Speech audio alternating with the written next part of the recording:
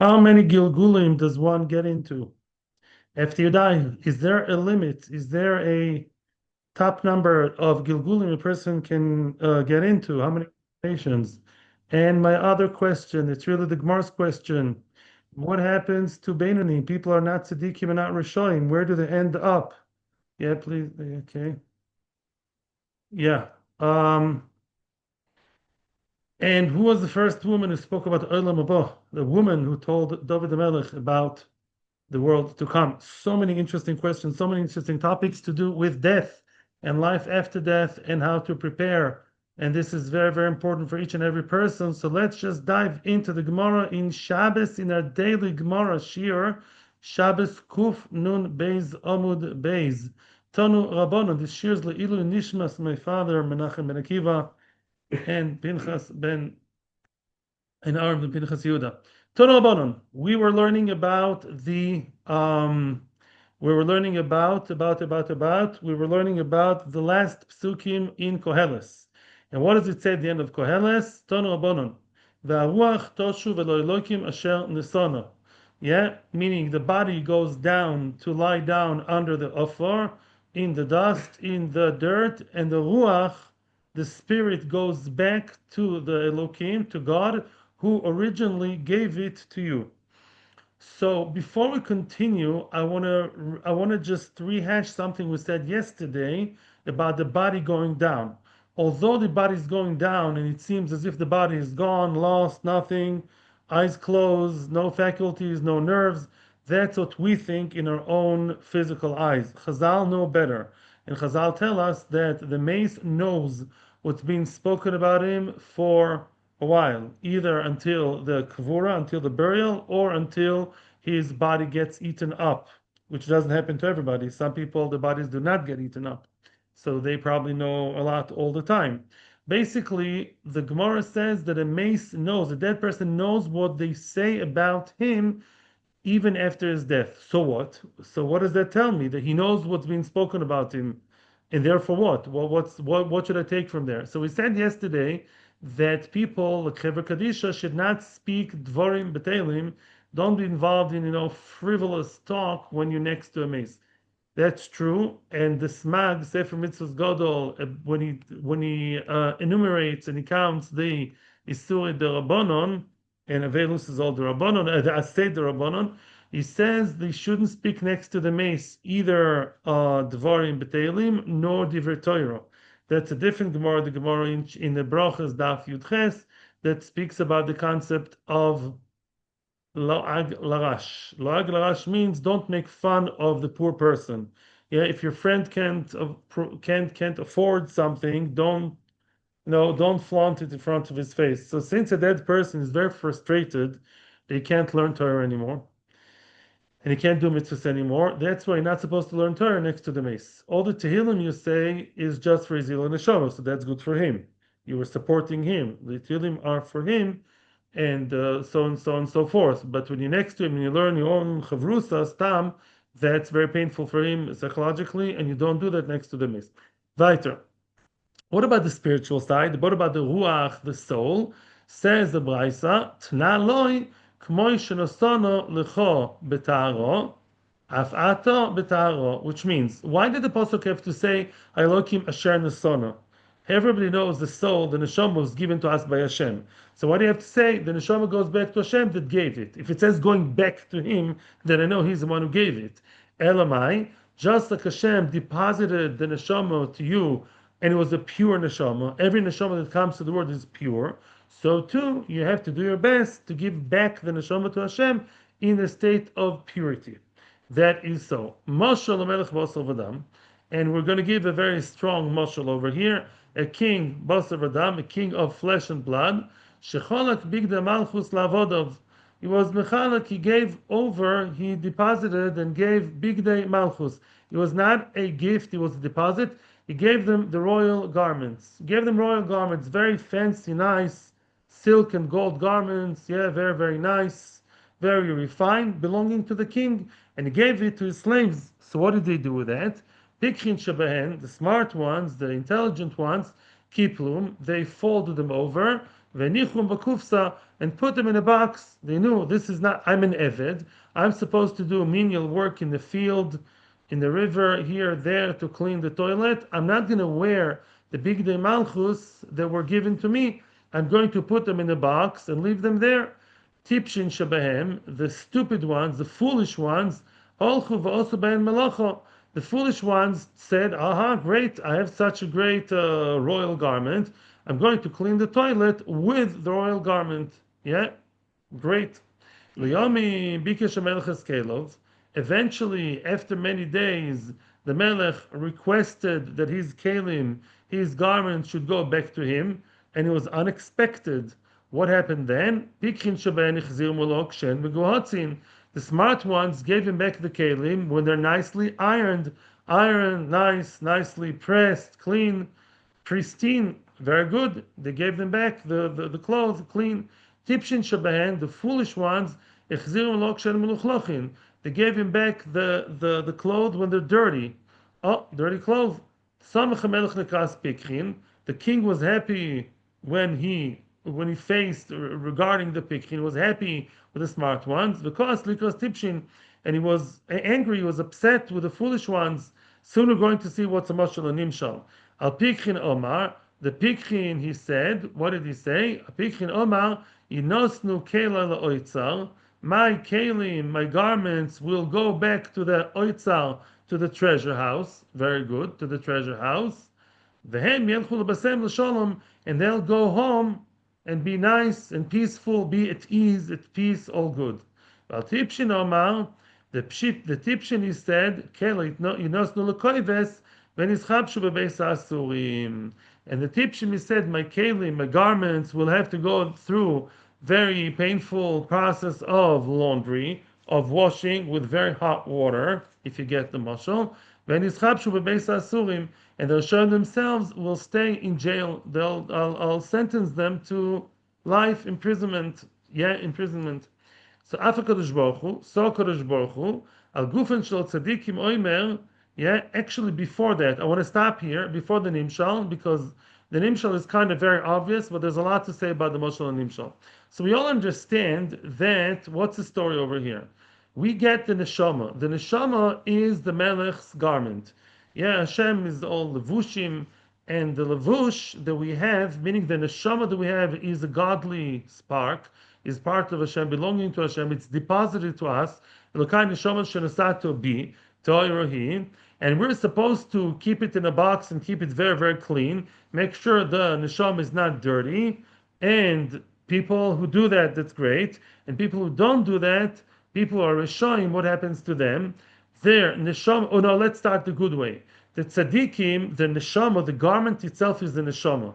So the neshama goes like just like the garment goes to the oitzel, to the king's treasure house, so to the neshama goes to the Kisa Kovid, to the tzro, to the treasure of Neshama under Kisa Kovid. Masha'enkin, the Rishayim, there are people who abused and they made the Neshama dirty, and therefore the Neshama has to go through the laundry. What's the laundry? Gehenim. Gehenim is not even a punishment. Gehenim is just, you have to go through the laundromat, you have to go through the washing machine, very hot and very, annoying, and they themselves go to Beis Asurim. What's Beis Asurim? A dark place. Gehenim has two facets. Gehenim is the fire, the hot water that the neshama has to be cleansed through, and the person himself is in a dark place, far away from Hashem. So let me ask you a question. Before we talked about the Nimshal in the Gemara, yeah, you're okay, Jason? Yeah, so now the Maharsha, you saw a new insight? What? No, I'll tell you after. It's all good. The Maharsha says something very... No, actually, I will not quote the Maharsha now for a change. I saw something interesting in the Iyun Yaakov. The Iyun Yaakov, the Persian named Yaakov, is answering a question which I had. I don't get this mashal. Why? Because what does the mashal say? The mashal says that the kalim have to be kept in a box, and you have to be careful and keep it in a box. What does it mean? It means that I'm not supposed to do anything. My neshama is supposed to be like a china doll, like a porcelain item, vase. No, we're supposed to do things with our neshama and develop them and do mitzvahs, right? So he says yes and no. The way to keep the neshama clean is our job. How do you keep the thing clean in the box and very well ironed through Torah and mitzvahs? The more Torah mitzvahs you do, the more you keep your neshama clean. Keeping the neshama clean is as of itself a goal. It's in the box, not in a very narrow-minded way. On the contrary, you keep it in a box, you adorn the box, you make the box even nicer by more Torah and mitzvahs. And I want to say something even more. When the Eved takes the beautiful clothes, the neshama, and he does the work with it, what does it mean? What's the work that the avodim have to do? We all have to work in Olam Hazeh in menial jobs. Even if you're a fancy lawyer or very fancy whatever doctor, lemaise, we have to eat. We have to have relations. We have to do things that are physical and go to toilet. If you take your neshama and you take it out of that box, and you take the neshama and you take the spiritual side and put it inside the cholent plate, your whole ruchnias you put into the cholent. Look at Western culture. They take all the human intelligence and they put it in the schmutz. Yeah, they make all these movies and all these things and all this culture, which is all bad, and they take the chelik elokah, the neshama that they have, they put it dafka in that. The other way around. Instead of the goof serving the neshama is serving the goof. That's how the Rasha works. Can be a very intelligent filmmaker or author or whatever, or a theater guy. But Lamaisa, he takes all his spiritual koiches and puts them down in the gutter.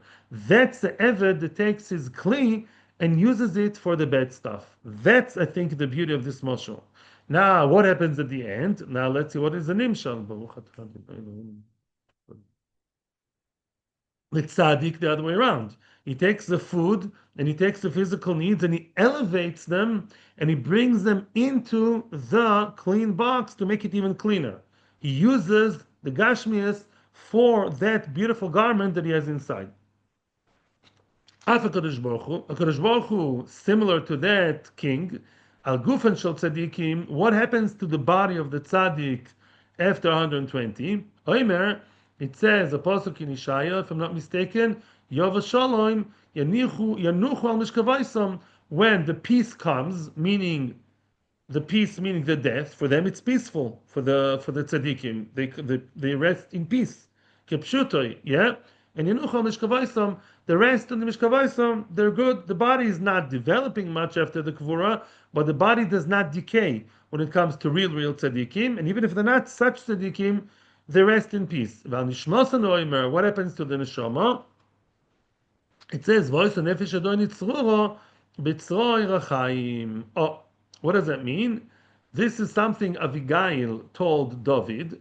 Abigail tried to convince David and managed to convince David not to kill her husband. David was going to kill Novel, a Carmeli, Abigail's husband, because he was extremely mechutzav to David's people. And he said, David is asking me, I'm not back to the old, for a fundraiser. David is asking me that his boys, David then was persecuted by Shaul. And David's avodim, David's slaves came to Novel, who was a millionaire, and they asked him, "Can we have some of your meal together with you? We're on the run. We're helping David." And he said, "Who's David? He's an Ammoni, he's a Mamzer, da da da. I give all the clothes. I don't care. I don't know all of David." David was going to kill with his army to kill Novel, Midin Mored b'Malchus. Abigail, Novel's wife, she also hated her husband, and she knew it was a Rasha. She was a Neviah. She was one of the seven Neviot. She was a very high spiritual woman, and her husband was a piece of work. She said, "You know, David, my husband is stuck a piece of work. He's a novel. He's a nobody. But Lamaisa, please don't kill him because, first of all, he's not such a Mord B'Malchus because you're not so famously known to be a king yet. So it's not the Mord B'Malchus, and he's not such a rebel. And secondly, at the end of the day, he'll become king." And she gave him a nevuah. And she said also, "Don't do this chait because you're going to get to another chait by Bathsheba." She predicted that also. She was Mamshe Neviah. At the end, David married her after Novel died. Novel died naturally after that. But Lamaisa, what does the Abigail tell him as part of her, so to speak, Musar Shmuz to David? She says that if you follow the peaceful way and don't kill Novel, then the soul of my master will be collected in the collection of the neshamas. It will be stored in that treasure room of the neshamas under Kisa Kovod.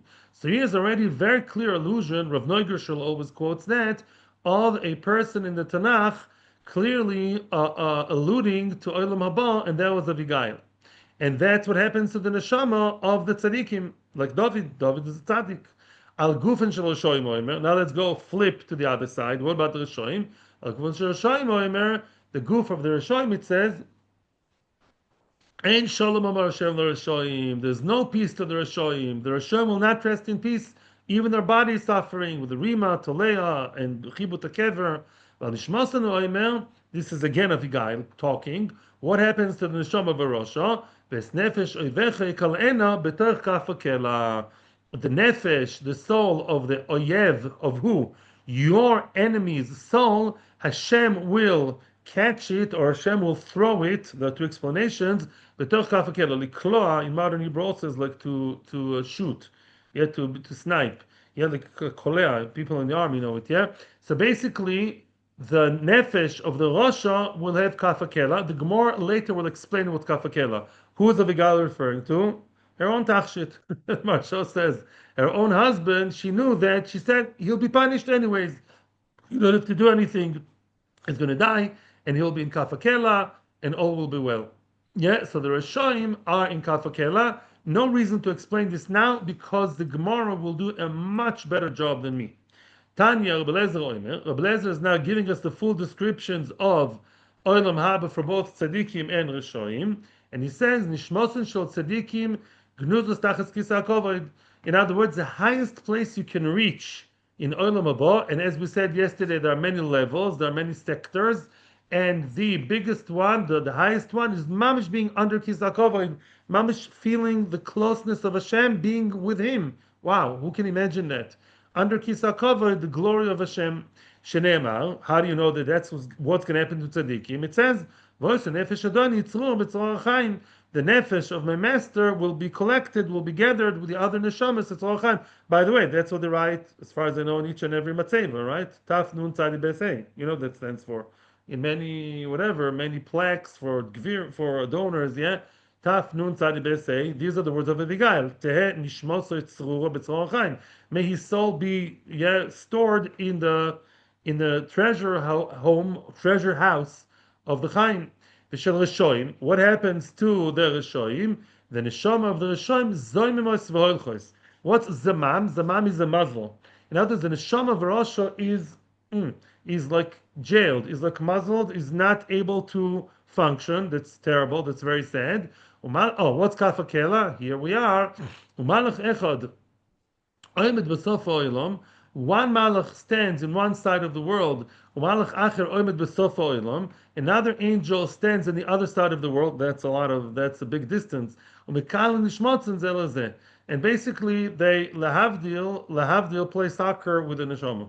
Yeah, they shoot the neshama from one to the other. That's not fun. No, it's not amusement park. This is not Disneyland over here. It's not nice. It's for a very long time, and it's painful and the idea is also they're not at rest.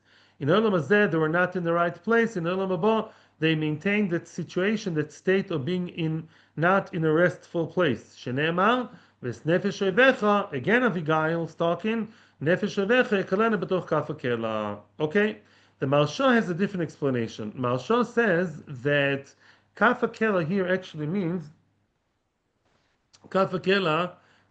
that Gilgulim. He says that the tzaddik, what does it mean the tzaddik is at peace? That's it. No Gilgulim. Peace. Good, nice, finished. But Sheikh in the Rasha, he says there are three Gilgulim. A person is always Galgel, Pa'amaim Shalosh im Gover. It says in Eoiv, yeah, Hashem gives you 2 and 3 chances to go to a better body, better chances, whatever, to fix and correct your previous chatoim, but that's the kela. In other words, there's likala also means to come to a new place, yeah, to happen to be in a new place. Is nikla makom. He comes to another body, another one, until he hopefully fixes what he has to fix, and if not, then he's punished again. Then he goes up. Then he goes to a bad place after 3 chances. Omer Rabbi Nachman, Rabbi Esker of Nachman shall burn mai. What's the deal with Beinonim? You keep talking to me about a very black and white situation over here. The good guys and the bad guys. Well, many of us are Beinonim. You know, we sometimes say Lashon Hara, and then we put on tefillin, and then we, waste time, and then we learn Torah. What about Beinonim? What's the story about them? The middle of the road kind of people. Omar Lay, took me a long time to understand what that means. He says, I shachivna lo amri lechu. I saw in Rabbeinu Bechaye, the only one that explains it, that I understood. He says, if I was dead, I wouldn't be able to say this to you. In other words, you're lucky that I'm alive to tell you the tale. I don't know why Dafka says it over here, maybe because it's about death, but he's basically prefacing the answer by saying, if I'd be dead, I wouldn't be able to tell you that. So lucky me, lucky you, that I'm alive to tell you the answer. And what, yeah, hi Milsa Hachi, Omar Shmuel, Elanu Chai Milsa, these words, I can tell you now because I'm alive, Baruch Hashem. Hachi Omar Shmuel, Shmuel says as follows, Elu ve'elu leduma nimsorin. Both Reshoim and Beinonim are given to Duma. What's Duma, says Rashi? The star Malach Memuna ala Ruchois. It's a Malach in charge of the souls. He is the manpower guy. Yeah, he's human resources of the company. He's in charge of all the people in Shemaim, Beinonim, and the Reshoim. The tzaddikim are above Duma, right? Duma is not a good thing. The tzaddikim are above Duma. Why? They go straight to where? I mean, maybe they have a bit of Ganem at the beginning to fix, a little bit here and there, but then they go all the way up to Kisakova, that's above Duma. The people are either Beinoni or Rishaim, they go to Mr. Duma, that's a man, not the man, he's the Malach in charge of the Neshomas. Halalu yesh lein manoach, halalu en lein manoach, which means the Beinonim don't go as high as to the Kisakovoid, but they don't go low to Gehenna either. Maybe they have some Gehenna, but then they have Manoach. In other words, why? What happened? Did it ever occur to you? Until when will the neshamas be in the other world? Until Tchias HaMesim. Oh, so those who are Beinonim, after fixing up here and there, they're not zeichet to the highest Gan Eden. They're not zeichet to be in that place called Sror HaChaim B'Kisa Kovoid. However, they have Manoach. In other words, they're like middle of the road, the same way they were here. They're not suffering Gehenna or Gilgulim or horrible things, but they're not all the way in the five-star hotel. No, they're not there in that emerald suite. Where are they? They're just about okay, comfortable. But the Rishonim have no Manoach. The Rishonim, they are just, either running from Gilgul to Gilgul, or they're being played, I don't know, baseball goes very far, the ball, yeah? They go back and forth with no Manoach. Yeah, they travel. They don't find Menucha in Olam Haba at all. They don't make it to Gan Eden, and they keep rattling around. By the way, that's why all the stories about Dibuk, you have very Litvish sources, very reliable sources about stories with Dibukim. Why? What's a Dibuk? A Dibuk is a neshama that found no rest. And then he latches onto someone. Yeah, but the neshama is no rest. It rattles around. Omar of Mari. Now continues the Gemara with another statement. Omar of Mari. Atidim tzadikim da'avu afra. Even tzaddikim, and soon we're going to understand what that means, tzaddikim too will really eventually also be ofo. The pasuk, yeah, as much as we appreciate the tzaddikim, the spiritual part will be very, very high.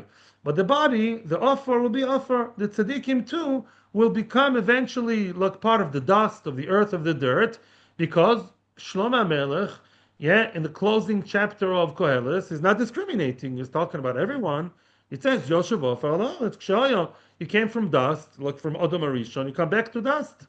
Ad Kan, the statement of Rav Mari, which is going to create now a whole, controversy.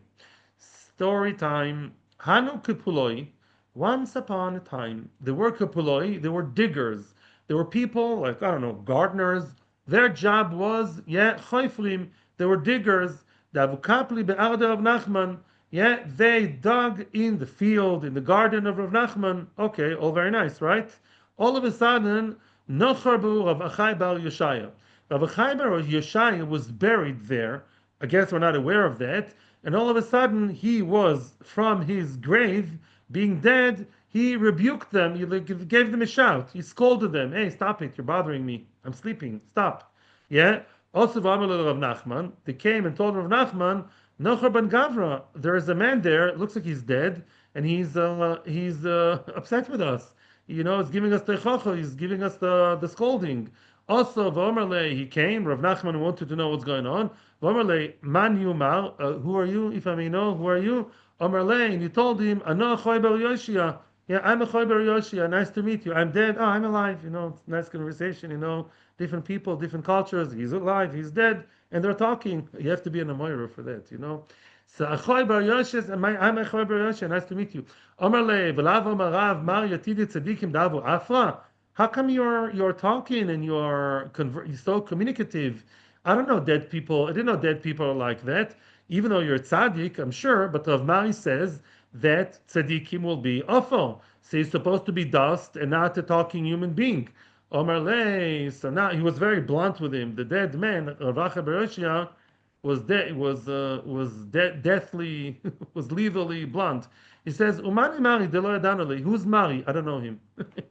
I don't care about what this Mari says. I don't hold by his words. No, I think tzaddikim are alive. And look at me. I'm dead, but I'm alive. And I'm okay with that. I'm not offer. I don't believe in what he's saying. Omar Lei. So Nachman is responding, V'akroksiv. Okay, you may not believe of Mari, but he's backed by a pasuk by Shlomo HaMelech. That's a much higher source. It says in the pasuk, "V'yoshuv ofer Lord k'shayayo." It says the dust will come back to the land and eventually will become dust too. You don't look dusty to me, and it's a pasuk. Omar Lei says, retorting back, the dead man Rabbi Chaim Elisha says that Kraich Koheles, whoever taught you Koheles, lo Kraich Mishlei. Whoever taught you Koheles forgot to teach you Mishlei. Why? Says the Maharsha, Mishlei is higher level than Koheles. Koheles, there's a question if it's part of Tanakh or not. We're asking it is, but Koheles Kedusha is less, yeah? Doesn't say Shem Hashem, only Elokim. Also Goyim read Koheles in Sukkot. So Lemaisa, you know Koheles? You better brush up on your Mishlei. Why? What does it say in Mishlei? Dichtiv. It says in Mishlei, V'rekev atzamois kina. Oh, that's a famous one. Rekev atzamois, the decay of the atzamois of the bones is caused because of kina, because of jealousy. Kol mi sheyesh lo kina beliboy. Whoever has jealousy in his heart from his friend, why does he have the perfect family? Why does he have the new Tesla? Why does he have such good life? Why does he have a great job? Why does he have such great looks? Yeah. So whoever has jealousy in his heart, atzmois of merkivim, his bones eventually will rot in the grave. Kol she'en lo kina b'liboy, en atzmois of merkivim. Whoever is not jealous, his atzmois, his bones will not rot either. Rekev atzmois kina. Allow me to say a little word here. Yeah, is it okay if I say a word? So I think this is a word which I thought about years ago. Why is it after the bones? Yeah, why is it that the bones are the ones that don't decay if you are if you're not jealous? What's a bone in Hebrew? Etzem. What else is etzem in Hebrew? Essence. Etzem adover, the essence, the actual core, yeah, of the thing is called atzmusoi. The thing itself, atzmi is self. A person who's jealous doesn't have his own self. He always compares himself to the other person. He doesn't have his own self. He's dependent all the time what other people say. He keeps comparing instead of having his own atzmus. Therefore, the guy who is not jealous has his own atzmus, has his own personality, his own being, his own essence, his own neshama. He doesn't care about other people. That's why mida keneged mida, etzem versus etzem. So to the guy who's never jealous, his etzem, his essence, will stay also after 120. Continue the story. Gashashay, he started feeling him. In other words, maybe up until then he thought it's like a phantom. It's like not so clear. Here, Rav Nachman is bending down to the caver and feels the man. Chazid is b'mashasho. He saw that he's absolutely intact. His mashasho is a real body. Flesh, blood, molecules, DNA, it's all there. Amar Leis, he told him, why don't you go home? I'm sure your family misses you. Yeah, just go lebese, go to your house and go back. Amar Leis, so the dead man of Chai Bar Yoshia is again answering back, and he says, Galita Daitcha, now you showed the Afilu Nevi lo Korisa. You don't even know your Novi. Not only you don't know Koheles, you don't know Mishle, you don't even know Novi. I think he's so blunt because he lives in Olam Emes. Olam Emes, he speaks the Emes. He doesn't speak the politically correct words. He says the Emes. You don't even know Novi, he's telling him. Dichtiv, V'datem ki ani Hashem bepisches kivroiseichem. You will know that I'm Hashem when I will open your graves. Meaning, the only one that has a reshus to open the grave and create a tchias amesim, even if the mace is the very live version of mace, but the gzera is for him to be in the grave. He's not supposed to be anywhere else, right? And therefore, only Hashem is the one that can open, so to speak, the locks of the grave and allow him to go home. As long as Hashem doesn't do it, he can't do it either. He has to lie down there, just like we can't fly with our wings because we don't have wings. So to a mace cannot go out, even if he's otherwise seemingly, functional. Why is that? Because the Gemara says at the beginning of Tainis that one of the three keys, maftechas, in the hands of Hashem and only Hashem are tchias amesim. So nobody can get up without Hashem's consent and initiative. Omer lei, now comes the of Nachman and asking another question to the mace, to the dead man. V'aksiv ki ofer ato, ofer toshuv. Now this is all very nice, all the Torah is giving me tzadikim rishoim, but the words ofer ata v'ofer toshuv, you came from dust and come back to dust, that was said to Odom Arishon. Odom Arishon includes all neshamas in the world. Rishoim, tzadikim, goyim, yidden, that's everybody. Anybody from Moshe Rabbeinu to the biggest Rosha, they're all included in Odom Arishon. So you don't tell me your story, business with, tzadik, Rosha. It says, awful. So how come you are intact while everyone's Adam's children, Adam's descendants, and they're all supposed to be offer at some point? Omerlei, true. Or here there is a caveat. Hahu, that is only true. Sho'achas kodem tchias amesim. That is true regarding one moment before tchias amesim, which means the whole time tzaddikim can remain intact. You know how many stories are there? I just saw in Tzar Chochmah, a person not even so famous. He was a very choshev Rosh Yeshiva in Lithuania, not very well known. I don't remember the name. He moved to America, and he was buried there around First World War. And he came to Eretz Yisrael. I mean, they brought him eventually to Eretz Yisrael, and in the process they opened the coffin, whatever, and they saw it was mamish fresh. And that's a 20th century story. In other words, the Gra, the Ramchal, some Sefer, many of them, they opened the thing, and the man was very, mamish, like his lips were wet. So these are tzaddikim, these are different stories, yeah? Omar lei, but one time, one moment before Tchias Amesim, they're going to rot in order to resuscitate again, to go all the way down to recovering, to decay, and then they spring all alive. Mamish a big nace, they become alive afterwards. There are two Tchias Amesim, by the way. One Tchias Amesim is for the tzaddikim to be zoich to see Beis HaMikdash being built, and that will happen soon. The second Tchias Amesim of regular people who deserve Tchias Amesim, they'll be much later, much after the Bias HaMashiach, much later. Oh, tzduki time, fun time. Another one of those tzdukim are trying to bother the Talmid Chachamim, and the tzduki is asking Rabbi Abo, Amritu, you people say, Nishmosun shel tzadikim gnuzes tachas kisa kavod. Very good. The neshama of a tzaddik is stored in a very, very high place under kisa kavod. If so, uva tamia hecha askel Shmuel ben Egida, which means we all know the story of the Baalas Ha'oiv, called in Aramaic uva tamia. Uva tamia, oiv, oiva tamia. Oiv is like that medium, that seance that can talk to the dead and bring the dead. But unlike today, there are people who talk to the dead, or so they claim, to the neshamis. But lamaisa, back then, what they used to do is take a bone of a dead person, and with all kinds of witchcraft, like a bone of a dead body, they would bring down the mesim and talk to the mesim, and that was a true thing.